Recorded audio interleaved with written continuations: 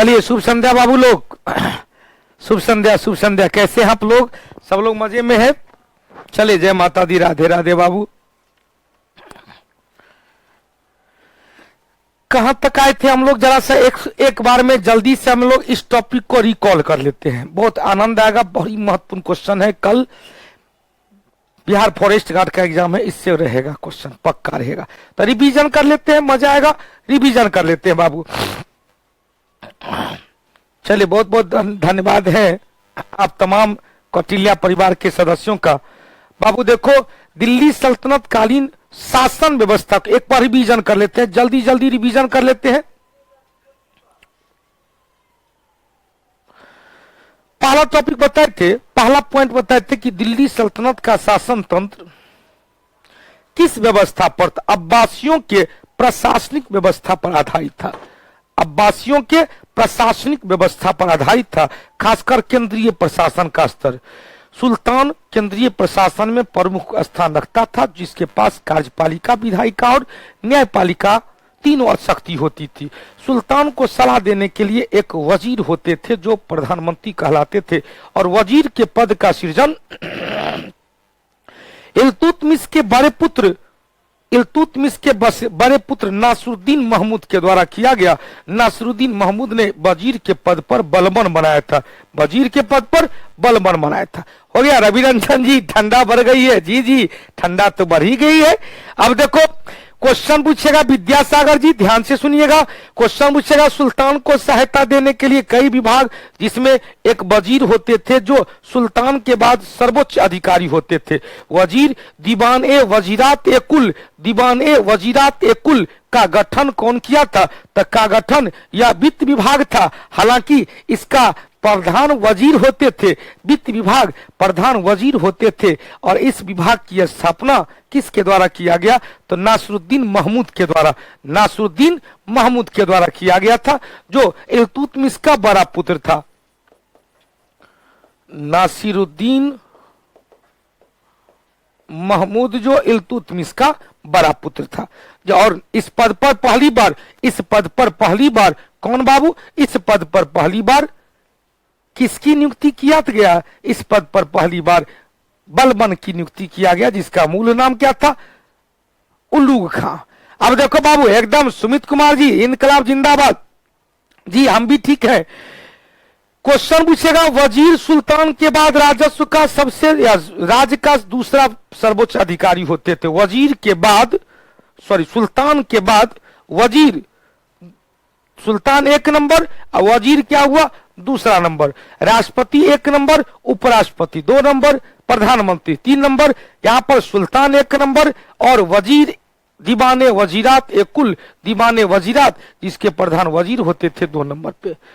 Question पूछेगा, वजीर के कार्य क्षेत्र बहुत बड़ा होता था, अतः इनको हिसाब किताब करने के लिए नायब वजीर होता था, और नायब वजीर के अधिक दो अधिकारी, एक खर्चा के लिए मुस्तफी और एक इनकम के लिए मुशरफ। मुस्तफी खर्चा और मुशरफ आय के लिए। दूसरा था दीवाने अर्ज, स्थापना किया था बलबन, स्थापना किया था कौन बाबू? बलबन ने। इसको पुनर्गठन किया अलाउद्दीन खिलजी। दीवाने अर्ज में तीन प्रकार का सेना, अश्व सेना, हस्ती सेना और पैदल सेना। अश्व सेना को क्या कहता भाई? अश्व सेना को सुल्तान के सेना या प्रशासन की रीढ़ कहा गया। इसके प्रधान को अमीर ए आखुर कहा गया। हस्ती सेना के प्रधान सहना ए पील कहलाया, और पैदल सेना को पियादे या पायक कहा गया। गुड्डूलाल जी ध्यान से सुनिएगा। तीसरा बाबू क्या था?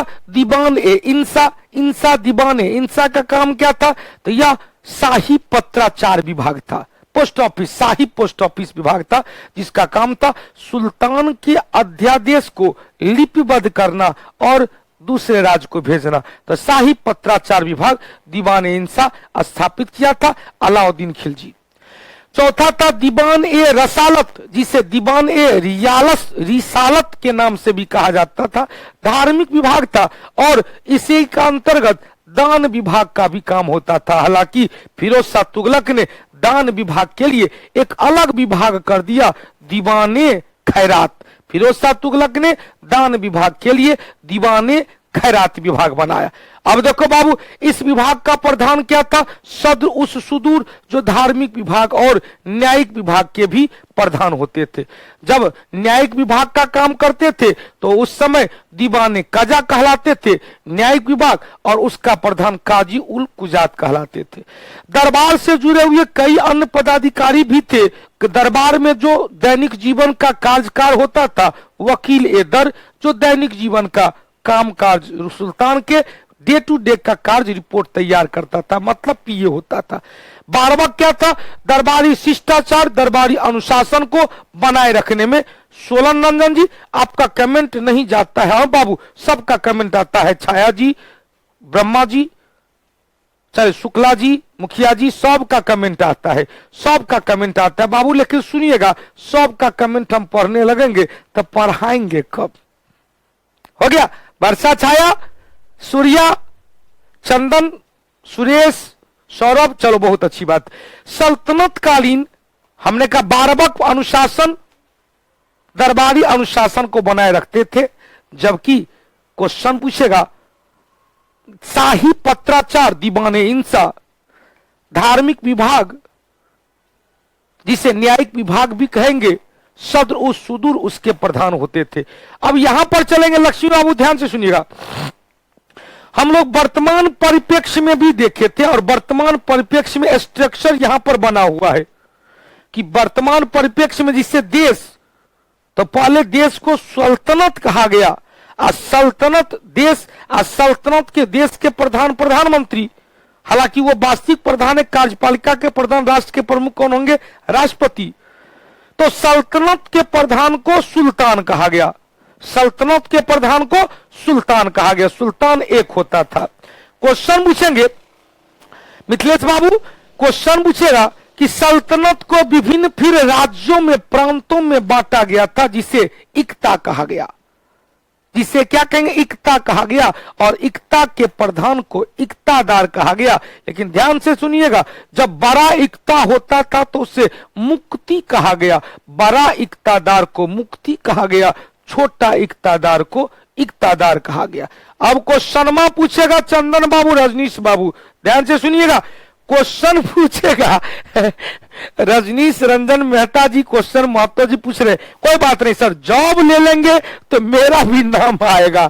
चले, जय माता दी, ईश्वर करे कि इस बार बेरोजगारी पार का जो हमने नारा दिया है वो हम पूरे कौटिल्या परिवार पर फलीभूत हो, और आपका नाम, आप सबों का नाम मेरे जीवन में समा जाए कि आपका नाम हम कभी लेते थे, और आपका, आप मेरे संस्था के सदस्य थे, मेरे परिवार के सदस्य थे। अब देखो बाबू, फिर प्रांत को बांटा गया जिला में, प्रांत को बांटा गया जिला में। जिला के लिए क्या है? सिख, सिख के प्रधान सिकदार, जिला के प्रधान अभी जिलाधिकारी, जिला के प्रधान जिलाधिकारी, जिला के प्रधान जिलाधिकारी। अभिषेक कुमार जी, ध्यान से सुनिएगा, अभिषेक कुमार जी कमेंट नहीं लेता है, क्योंकि लेने के लिए सर जी आप जैसा, चले, बहुत बहुत बहुत धन्यवाद, बहुत बहुत धन्यवाद। अब देखो बात, अभिषेक बाबू, इनकलाब जिंदाबाद, ये आपका विश्वास है, सब लोगों का विश्वास है। तो विश्वास है तो पहले सल्तनत, सुल्तान, सूबा, प्रांत को कहा गया सूबा, इक्तादार, बड़ा सूबा को मुक्ति, फिर अनुपम जी, सूबा को जिला, जिला को सिख, सिख का सिकतादार, जिला को प्रांत में, प्रखंड में, प्रखंड को परगना, परगना के प्रधान को आमिल, प्रखंड को गांव में, गांव को ग्राम कहा गया, और उसके प्रधान को मुकद्दम, चौधरी, पटवारी, खुद। तो मुकद्दम मतलब मुखिया, मुकद्दम मतलब मुखिया। अब देखो बाबू, बहुत अच्छी बात है, धन्यवाद। अब देखो बाबू, ध्यान से सुनिएगा, हमने आपको कहा है इनकलाब जिंदाबाद के लिए इसको फॉर्मेट में चेंज करेंगे। इसको क्या करेंगे बाबू? फॉर्मेट में चेंज करेंगे। वर्तमान परिप्रेक्ष्य और उस समय के परिप्रेक्ष्य, यहां पर देश, यहां पर सल्तनत, यहां पर सुल्तान, यहां पर प्रांत, यहां पर राज्य, देश को राज्य में बांटा गया। राज्य को क्या कहें? इक्ता। इक्ता के प्रधान इक्तादार जो छोटका था, अब बड़का था मुक्ति,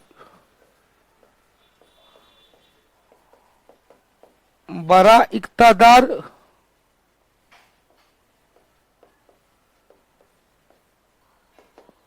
हो गया। प्रांत को बांटा गया था किसमें भाई? जिला में। जिला के लिए क्या है? सिख। सिख के प्रधान सिकदार। सिख को बांटा गया प्रखंड में, जिला को बांटा गया प्रखंड में। प्रखंड को कहा गया परगना, परगना को कहा गया आमिल। प्रखंड को बांटा गया गांव में, गांव को कहा गया ग्राम। और ग्राम के प्रधान मुकदम या मुकद्दम, मुखिया हो गया। गांव के प्रधान मुखिया, याद हो गया? चलिए बहुत अच्छी बात है। राघव बाबू, वर्षा जी, लक्ष्मी जी, इतना तो कल भी बता दिए थे। अब स्टेप बाय स्टेप लेते हैं। क्वेश्चन में पूछ रहा है कि अर्थव्यवस्था का स्रोत बता दिए थे। बड़ी सुंदर सुंदर चीज। अर्थव्यवस्था का स्रोत खेती बाड़ी था, खेती था। सल्तनत काल में खेती गृहस्थी के लिए क्या किया गया था? भूमि को भूमि के स्वामित्व के आधार पर बांट दिया गया था 4 भाग में। कितने भाग में? 4 भाग में। कौन कौन भाग था भाई? पहला क्या था? खालसा भूमि। पहला क्या था? खालसा भूमि। कितने, सॉरी 3 भाग में, तो 3 को इसको 2 भाग में कर दिए थे, तो और इसको 4 भाग में। पहला कितना भूमि था? खालसा भूमि, जो राजा के या सरकार के प्रत्यक्ष नियंत्रण में होता था। राजकीय भूमि को, सुल्तान की भूमि को, जिस पर सुल्तान का प्रत्यक्ष नियंत्रण रहता था, उसे खालसा भूमि कहा गया। याद करेंगे अलाउद्दीन खिलजी में कहे थे कि इल्तुतमिश ने जो इक्तादारी व्यवस्था को शुरुआत किया था, जिसमें पदाधिकारियों को नगद वेतन के बदले भूमि अनुदान दिया गया था। अलाउद्दीन खिलजी ने क्या किया? दान में दी गई भूमि को राजकीय भूमि में तोड़ दिया। दान में दी गई भूमि को राजकीय भूमि में तोड़ दिया। छाया जी माफ करेंगे आप, छाया जी आप मुझे माफ करेंगे, यहां पर किसी प्रकार का बफरिंग नहीं हो रहा है और न और कोई बफरिंग का मैसेज दे रहा है। तो हो सकता है आपका लोकल नेटवर्क की समस्या होगी, अतः आपका लगातार मैसेज आ रही है। एक मैसेज अभी तक करीब 50 बार आ चुका है कि गुरुजी बफरिंग हो रहा है। यहां पर बाबू नहीं बफरिंग हो रहा है और न ही अन्य लोगों को बफरिंग हो रहा है। लोकल इशू समस्या है, तो थोड़ा मोबाइल को, दूसरे मोबाइल का हेल्प ले ले, या मोबाइल को पहले बंद कर दे और फिर 2 मिनट के तुरंत फिर ऑन कर देंगे तो समस्या निदान हो जाएगा। अब देखो बाबू, क्वेश्चन है खालसा भूमि। तो खालसा भूमि प्रत्यक्ष रूप से सुल्तान के नियंत्रण में जो भूमि थी उसे खालसा भूमि कहा गया। इस भूमि से जो पैसा होता था वो सरकारी राजकोष में जाता था। अब क्वेश्चन पूछेगा, हाँ बहुत अच्छी बात है खुशबू भगत, दान में दी गई भूमि को खालसा भूमि में कौन थी, कौन तोड़ा गुड्डू लाल जी? अलाउद्दीन खिलजी। अब क्वेश्चन पूछेगा, दूसरा भूमि था इक्तादार भूमि, इक्ता भूमि। हमने कहा बड़ा इक्तादार को इक्तादार कहेंगे, छोटका इक्तादार को इक्तादार, अब बड़ा इक्तादार को मुक्ति कहा जाएगा। इक्ता क्या था? पदाधिकारियों को वेतन के बदले दान में दी गई भूमि। पदाधिकारियों को वेतन के बदले दान में दी गई भूमि। तीसरा क्या था भाई? मफरूज भूमि। मफरूज भूमि क्या था? लिखा भी दीजिए नितिन प्रसाद जी, धैर्य तरीके। अरे आप भी जो है ना बकलोल है, आप रिजल्ट ओरिएंटेड है। सब माल यहाँ पर रेडीमेड है। तैयो कहता है रेडीमेड शर्ट पेन खरीद लीजिएगा, तैयो कहिएगा डीलर के पास जाइएगा, अरे भाई इसका सिलाई को खोल दो, आप फिर से सियो, तब रेडीमेड लेके क्या होगा फायदा? उसके तब तो जाएंगे स्टिच करवाने के लिए। रेडीमेड जाते हैं, पैसा टेट में आता है, दुकान में जाते हैं, आप दुकाने में चेंज करके एकदम कोट पेट टाइप पहन के एकदम गए थे बकलोल बन के, आगे हीरो बन के निकल के गए, निकले एकदम तुरंत लुक चेंज हो गया। स्टिच कराने जाएंगे, सिलाई के लिए जाएंगे तो सामान जाइएगा कपड़ा वाला दुकान में थान खरीदने के लिए, हो भाई 1 मीटर 20.1 मीटर 20 सेंटीमीटर दा होगा पेंट सिलाएंगे। पेंट का कपड़ा लेके जाइएगा दर्जी के पास, दर्जी पहले कटिंग करेगा, 15 दिन के बाद देगा, 10 दिन के बाद देगा, लगन का टाइम होगा तो कहेगा 1 महीना के बाद मिलेगा।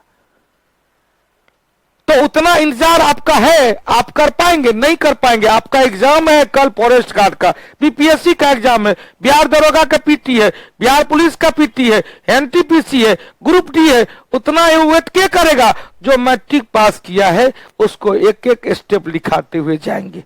भैया आप देखो, ध्यान से सुनिएगा, स्ट्रक्चर हो जाता है भाई, सब तो स्ट्रक्चर है, नितिन बाबू स्ट्रक्चर है। यहाँ पर खालसा भूमि, इक्ता भूमि, मफरूज भूमि।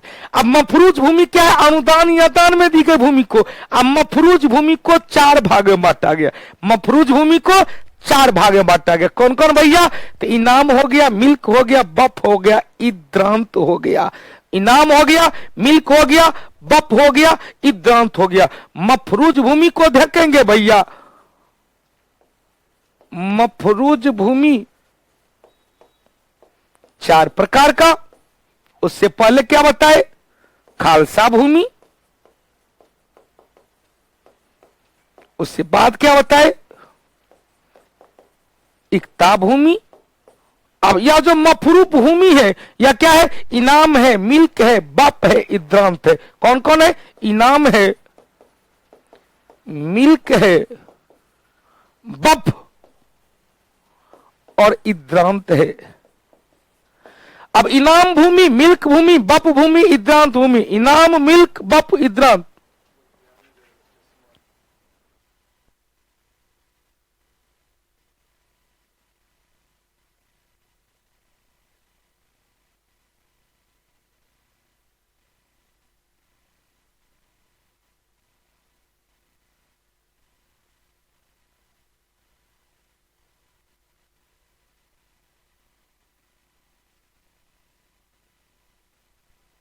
एकदम अलग तरीके से छाया जी याद हो गया, बहुत अच्छी बात है।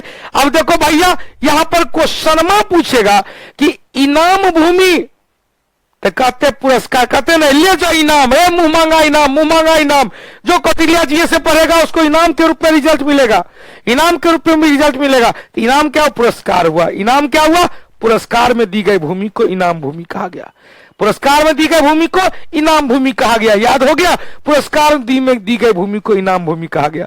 अब क्वेश्चन पूछेगा, जो निजी भूमि है, आपके पिताजी का, आपका, आपके दादाजी का, आपके चाचा जी का, आपका, उनका जो पर्सनल भूमि है उसे मिल्क भूमि कहा गया। मिल्क मतलब होता है दूध, दूध पर्सनल होता है, तो दूध वाला भूमि मिल्क भूमि निजी भूमि कहलाया।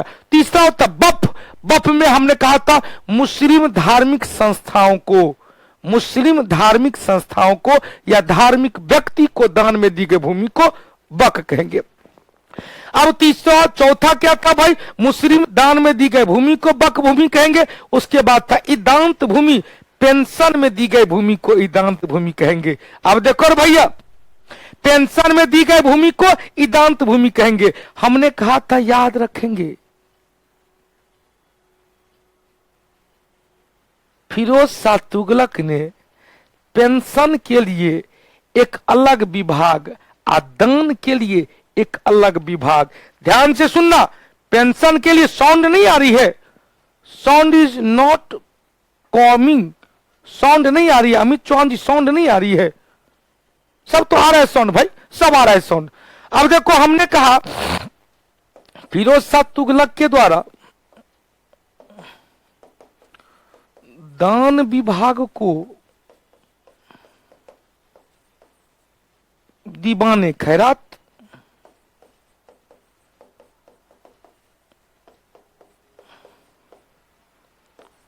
दास विभाग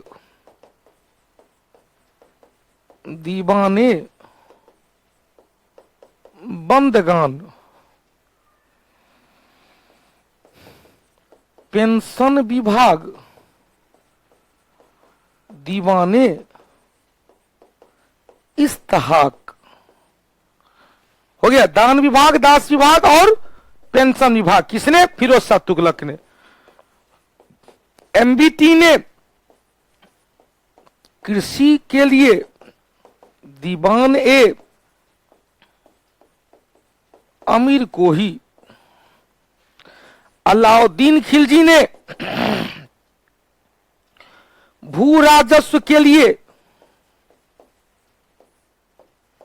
दीवान ए मुस्त खराज।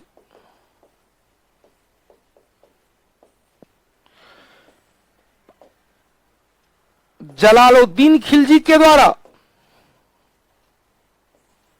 व्यय विभाग के रूप में दीवान ए वकूफ, दीवान ए वकूफ बलबन के द्वारा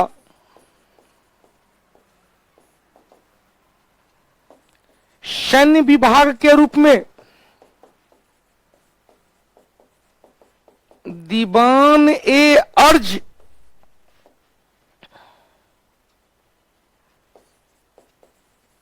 नासिरुद्दीन महमूद के द्वारा दीवान ए वजीरात, प्रधान कौन थे? वजीर। अलाउद्दीन खिलजी ने शाही पत्राचार के रूप में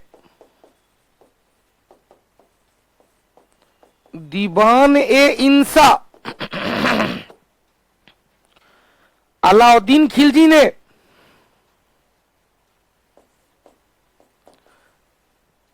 राजस्व विभाग के रूप में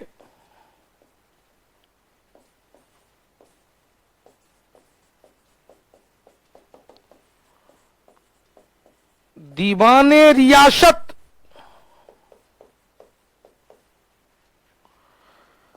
विदेश विभाग के रूप में दीवाने रसालत। इतना याद रखेंगे इनकलाब जिंदाबाद होगा, इतना याद रखेंगे इनकलाब जिंदाबाद। एकता बाबू ध्यान से सुनिएगा, एकता और अखंडता को 42वें संवैधानिक संशोधन के द्वारा जोड़ा गया था। 42वें संवैधानिक संशोधन के द्वारा प्रस्तावना में जोड़ा गया एकता, अखंडता, समाजवाद और पंथ निरपेक्ष। हो गया, चले बहुत अच्छी बात है। अगला चलते हैं भैया, अगला चलते हैं। सुनमा सुनो, राजस्व के निर्धारण के लिए, भू राजस्व के निर्धारण के लिए 4 प्रकार की प्रणाली थी। पहला था बकटाई प्रणाली, बटाई। दूसरा था मुक्तई, तीसरा था कानकूट, चौथा था मसाहत। बकटई, मुक्तई, कानकूट और मसाहत। बकटई, मुक्तई, कानकूट और मसाहत। बटाई, मुक्तई, कानकूट और मशाहत। सुनिएगा, यह भू राजस्व निर्धारण का प्रकार था। भू राजस्व निर्धारण ऐसे ही होता था। पहला बटाई। बटाई के लिए क्या था? खेत की बटाई करवाते थे। बटाई कई प्रकार का, बटाई क्या था भाई? कई प्रकार का। जैसे क्या क्या था बताए थे? खेत बटाई, लंक बटाई और रास बटाई। याद आया? जिसमें सबसे ज्यादा यूज होता था रास बटाई। मुझे रास न आए, अब मुझे रास न आए तो कोई बात नहीं, लेकिन सुल्तान को रास आए। खेत बटाई में बताए थे फसल लगा हुआ पौधा ही बंटवारा कर दिया जाता था। खेत का एगो कोनिया दे देता था, या फसल का निर्धारण जितना राजस्व तय होता था, आधा खेत मेरा हुआ सुल्तान का, आधा खेत सुल्तान के लिए खेत में ही छोड़ दिया जाता था, और किसान आधा खेत काट के चल जाता था। इसे खेत बटाई।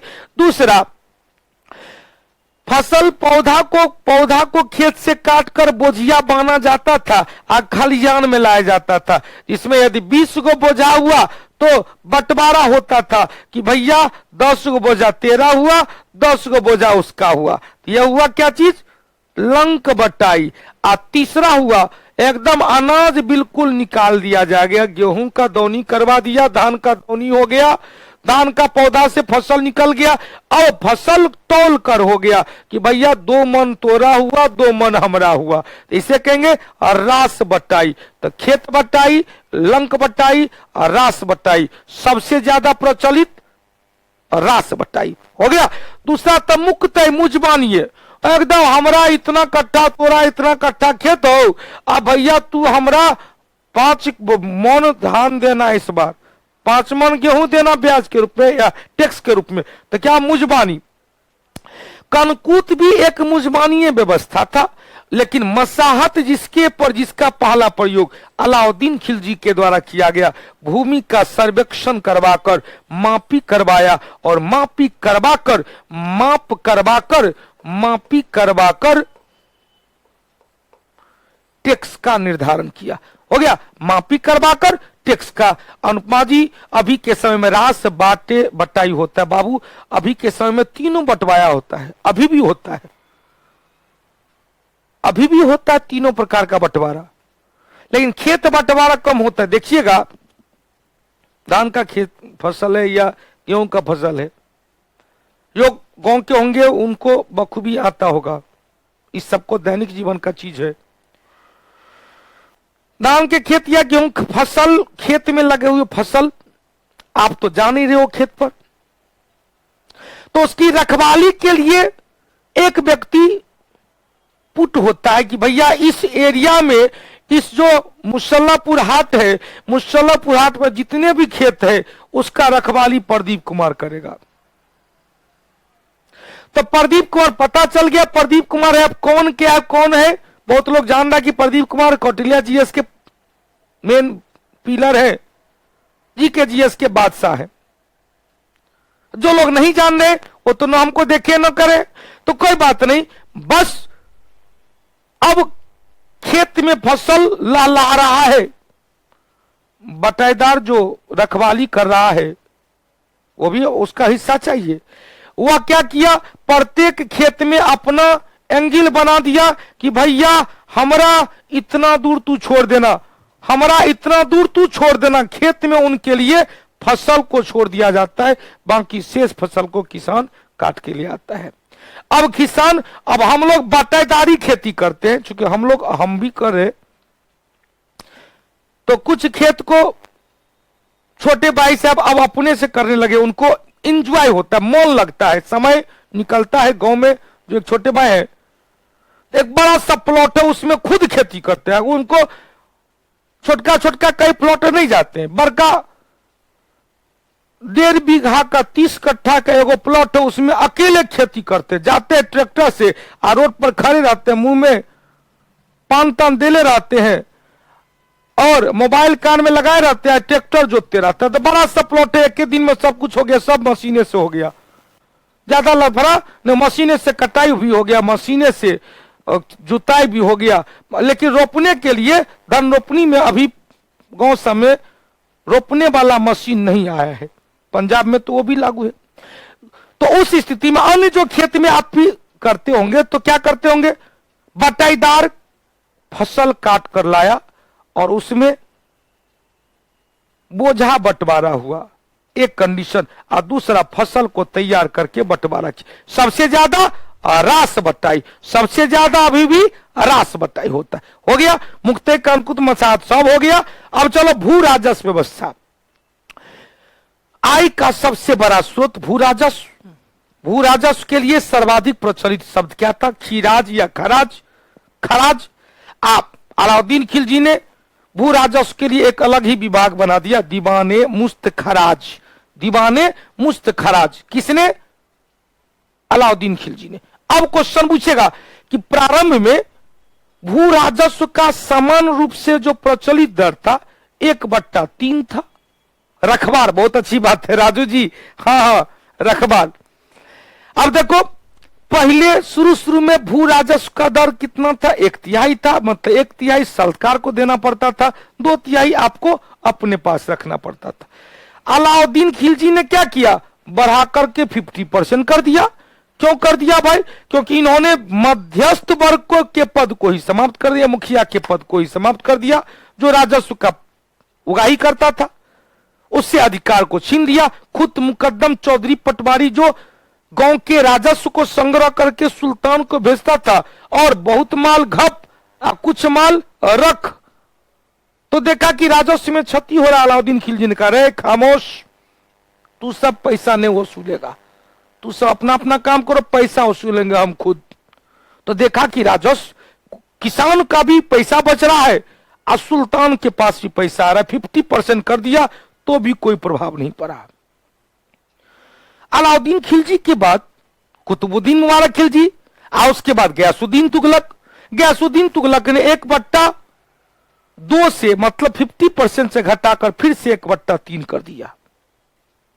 मोहम्मद बिन तुगलक के काल में प्रारंभ में तो 1/3 था, लेकिन मोहम्मद बिन तुगलक ने 1326-27 में गंगा यमुना दुआब में 1/3 से बढ़ाकर 1/2 कर दिया, मतलब 33% से बढ़ाकर 50% कर दिया। ले भैया, ये अव्यवहारिक व्यक्ति था, जिनको वास्तविकता का कोई मतलब नहीं था, केवल सिद्धांत पर चलता था। तो हम लोग को तो ऑलरेडी पता है कि सैद्धांतिक न्यूनतम तापमान 0 केल्विन है, लेकिन क्या 0 केल्विन तक किसी वस्तु के तापमान को लाया जा सकता है? तो नहीं लाया जा सकता है, व्यवहारिक रूप में वो संभव है ही नहीं।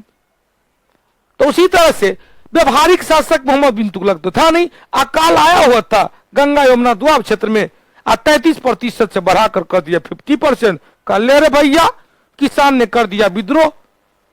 तो उसके विद्रोह को जब पता चला तो कहा कि सॉरी सॉरी सॉरी सॉरी, माफ कर दो भाई, तोरा लोग से कुछो कर नहीं वसूला जाएगा, तू किसान है, तू चाहो तो अपना खेती करने के लिए, अन्न खरीदने के लिए, अनाज खरीदने के लिए, यूरिया खरीदने के लिए, हल बैल खरीदने के लिए, कृषि उपकरण खरीदने के लिए हमसे लोन ले सकता है, और तोरा लोग के लिए एक अलग विभाग बना देते हैं, दीवाने अमीर को ही कृषि विभाग बना दिया, और किसानों के लिए तकाबी एवं सुधार ऋण की व्यवस्था किया। इनकलाब जिंदाबाद हो गया। चलो, बहुत अच्छी बात है। अब क्वेश्चन में पूछ रहा है, उस पर ध्यान दीजिएगा। सल्तनत कालीन कर व्यवस्था। अब देखो, सल्तनत कालीन कर व्यवस्था को कई भाग में बांटते हैं। सल्तनत कालीन टैक्स स्ट्रक्चर को कई भाग में बांटते हैं। पहला तो धार्मिक कर।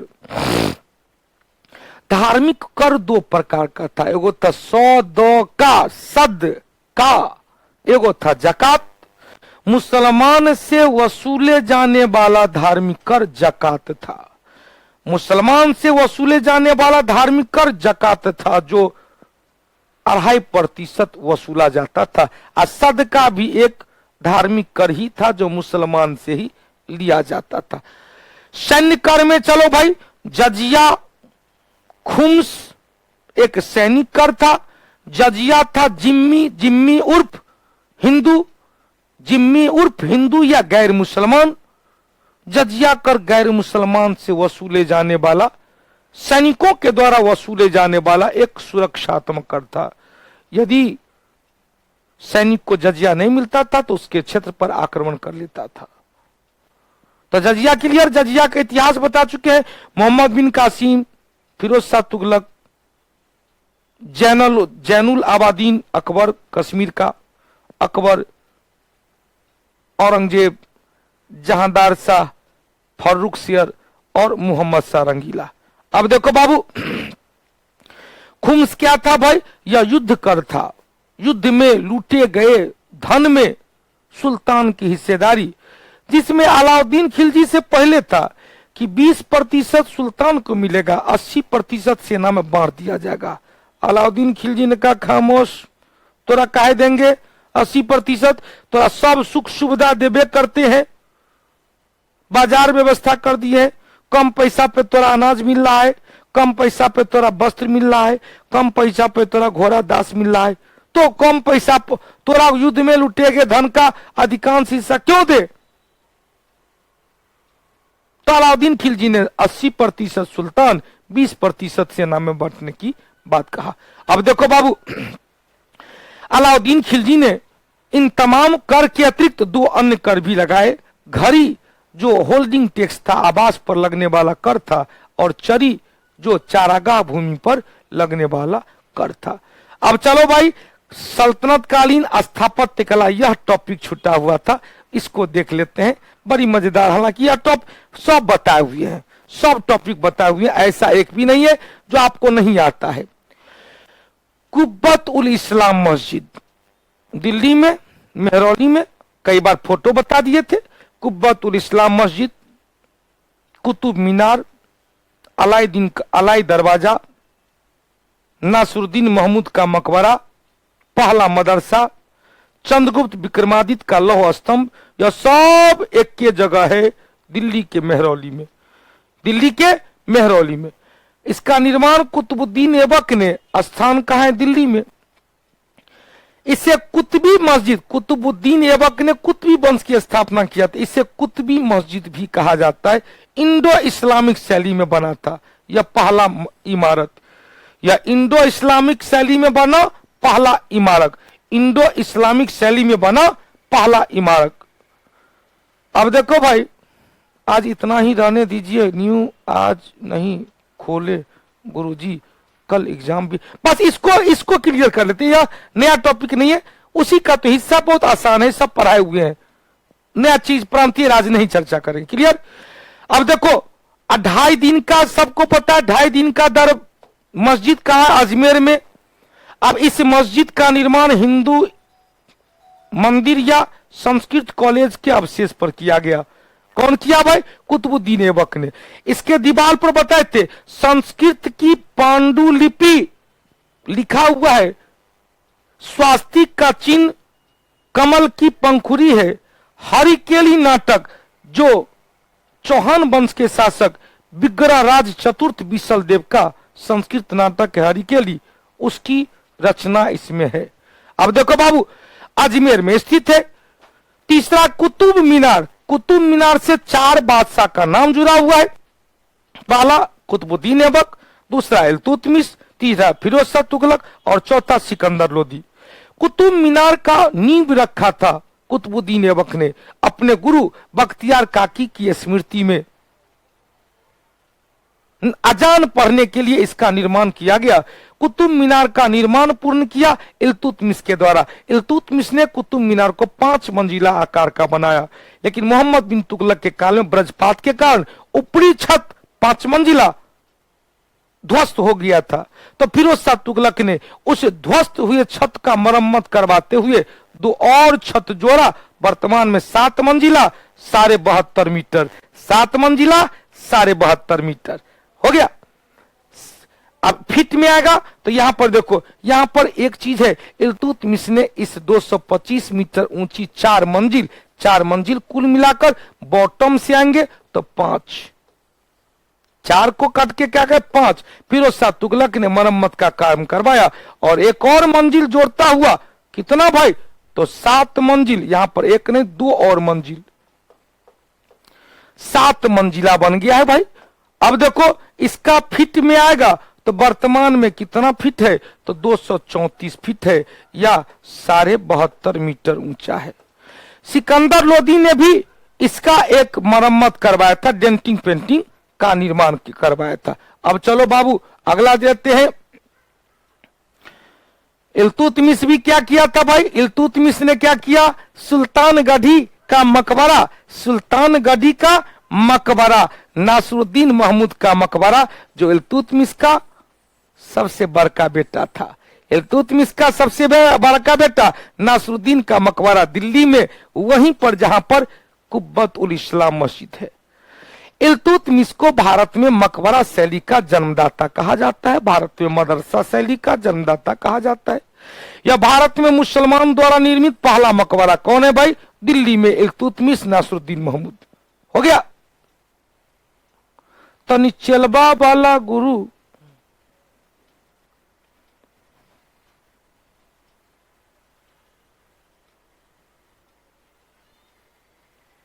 अच्छा, चेला गुरु वाला फुहारा मार दीजिएगा, एकदम मारने वाले हैं, धैर्य रखेंगे। ऐसा संभव है कि एक क्वेश्चन आएगा वहां नहीं होगा, एकदम बताएंगे, चेला गुरु वाला सब न बताएंगे। बहुत बहुत धन्यवाद। बलबन का मकबरा दिल्ली में खुद बलबन ने बनाया, बलबन का मकबरा खुद दिल्ली में बनवाया, और बलबन ने जो अपना मकबरा बनवाया उसमें पहली बार मेहराब शैली का प्रयोग किया गया, अतः इसे कहेंगे शुद्ध इस्लामिक शैली।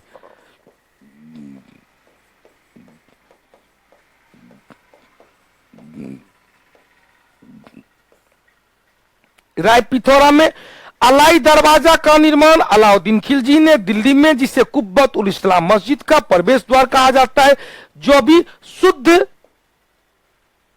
शुद्ध इस्लामिक शैली में अलंकरण के लिए प्रसिद्ध है। गुंबद शैली का यह पहला स्थापत्य है। क्लियर।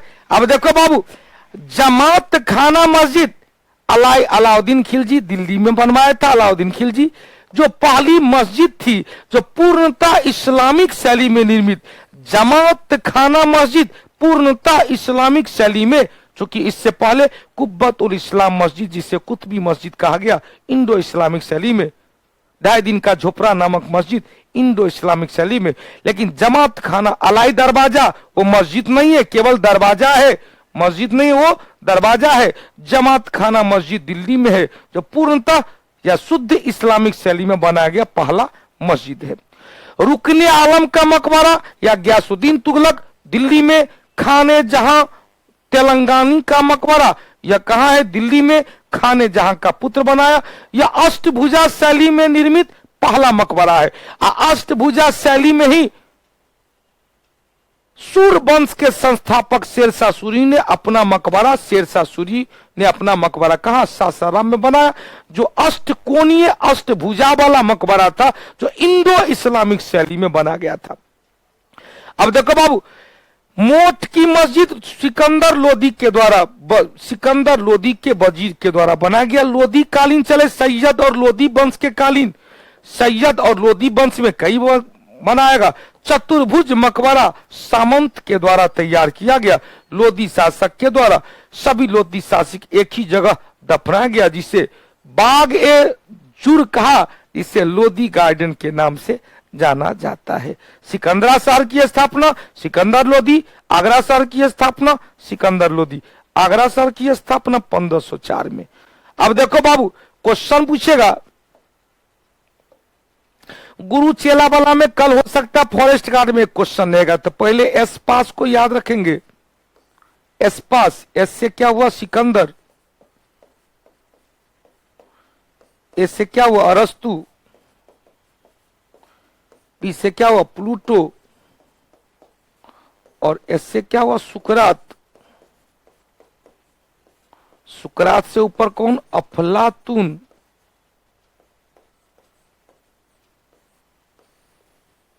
हो गया। अब चलते हैं गौरी के साथ। मोहम्मद गौरी के साथ आया था मोइनुद्दीन,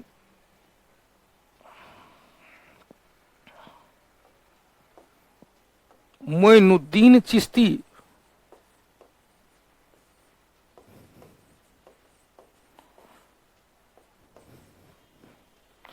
केंद्र बिंदु कहां था भाई, अजमेर में। इसे क्या क्या कहते हैं, ख्वाजा जहां कहा गया,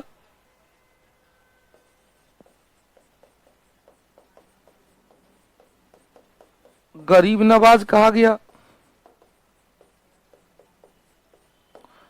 अब चलते हैं, इसका चेला कौन था। इसका चेला था बख्तियार काकी।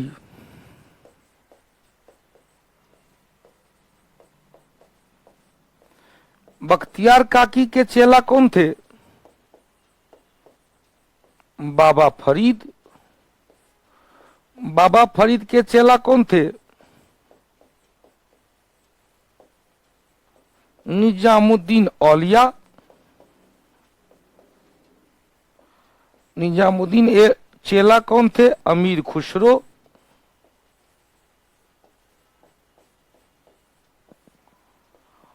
और अकबर के समकालीन शेख सलीम चिश्ती।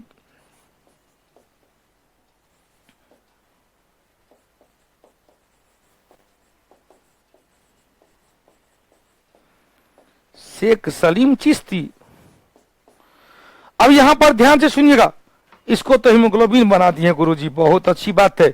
बख्तियार काकी कुतुबुद्दीन ऐबक के गुरु थे। इसका चेला एगो कुतुबुद्दीन ऐबक, इसका चेला बाबा फरीद। बाबा फरीद के वाणी का संकलन, वाणियों का संकलन किसमें है भाई? अर्जुन देव के द्वारा। पांचवें सिख गुरु अर्जुन देव के द्वारा जो गुरु ग्रंथ साहिब लिखा गया था, गुरु ग्रंथ साहिब में निजामुद्दीन औलिया का संबंध किस किस से है? तो अलाउद्दीन खिलजी से और गयासुद्दीन तुगलक से, जीएसटी से।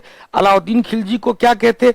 मेरे घर में 10 दरवाजे हैं, इसमें कहते 10 दरवाजा वाला बात कि भैया एगो गेट नहीं है, 10 गो गेट है, एगो से आएगा दूसरा से हम निकल जाएंगे। इसमें कहते हुजूर दिल्ली अभी नजदीक है, दिल्ली अभी नजदीक है। अच्छा नजदीक नहीं, दिल्ली अभी दूर है। आमिर खुसरो 8 दिल्ली सल्तनत के सुल्तान, कहां से कहां तक? तो बलबन से लेकर मोहम्मद बिन तुगलक तक अमीर खुसरो को अलाउद्दीन खिलजी ने दरबारी कवि की उपाधि दिया, दरबारी कवि। शेख सलीम चिश्ती अकबर के समकालीन थे और अकबर को पुत्र की प्राप्ति, पुत्र रत्न की प्राप्ति इन्हीं के आशीर्वाद से हुआ था। हो गया? तो आप तमाम कौटिल्य परिवार को बिहार फॉरेस्ट गार्ड के एग्जाम की ढेर सारी शुभकामना। ऑल द बेस्ट बाबू लोग। एकदम बिहार दरोगा मुख्य परीक्षा ईएसआई के एग्जाम के तरह किला फतह करके आना है। और अब की बार शेख सलीम चिश्ती को खुसरो का चेला, सलीम चिश्ती खुसरो का चेला, दिल्ली अभी दूर है लिखा दिए। अब शेख सलीम चिश्ती को खुसरो का चेला इसीलिए नहीं कहेंगे क्योंकि बहुत दूर है, बहुत दूर है। यह अकबर के समकालीन 1550 में आया है, 1350 200 ईस्वी तक कैसे रह सकता है? यह बहुत दूर है, बहुत दूर है। तो दिल्ली अभी दूर नहीं है आप लोग के लिए, रिजल्ट अब दूर नहीं। पहले का कहावत था रिजल्ट हुजूर रिजल्ट दूर अस्ती। अरे भैया हम आप जब साथ होंगे तो रिजल्ट दूर अस्ती नहीं है, रिजल्ट पास अस्ती हो गया। बस ईमानदारी से जाएंगे और तहलका मचा के आएंगे। तो आप तमाम कौटिल्य परिवार को आज, लेकिन शाम में चूंकि आज जीएस बूस्टर में नहीं आए थे, किसी कारण से थोड़ा सा व्यस्त हो गए थे, तो उसका अन्य लोगों के लिए आशीर्वाद देने के लिए आज डेली टेस्ट विद डिस्कशन को मैंने यूट्यूब चैनल पर रखा है, ताकि उनके माध्यम से पूरे कौटिल्य परिवार को शुभाशीष दे सकूं, ऑल द बेस्ट कह सकूं, शुभकामना दे सकूं और उसी तरह से तहलका मचाने का आशीर्वाद दे सकूं। तो बहुत बहुत धन्यवाद। गुड्डूलाल जी हो सके तो यूट्यूब पर आज लाइक कर दीजिएगा। हाँ एकदम लाइव है, आज लाइव होगा तूतीय हिंद, बहुत आज यूट्यूब चैनल पर भी लाइव होगा। क्लियर? तो फिर मिलते हैं हम लोग यूट्यूब चैनल पे 7:50 में। तब तक के लिए जय हिंद, जय भारत, जय कौटिल्य, जय बिहार, जय मिथिला। अब की बार बेरोजगारी पर जय कौटिल्य, जय बिहार। धन्यवाद।